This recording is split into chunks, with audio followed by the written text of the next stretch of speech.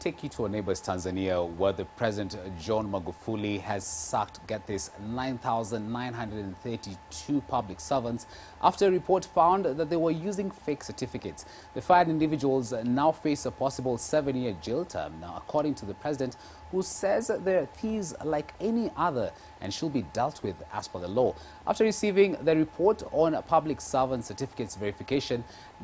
he directed that salaries for over 9,000 employees for April be held, and also President Magufuli has also directed Prime Minister Kassim Majaliwa to declare as vacant the posts that were being held by the fake certificate holders. Tanzania is losing 19.84 billion shillings in Tanzanian shillings monthly, an equivalent of about 15 million shillings to ghost workers, and also 435,000 civil servants had their certificates verified.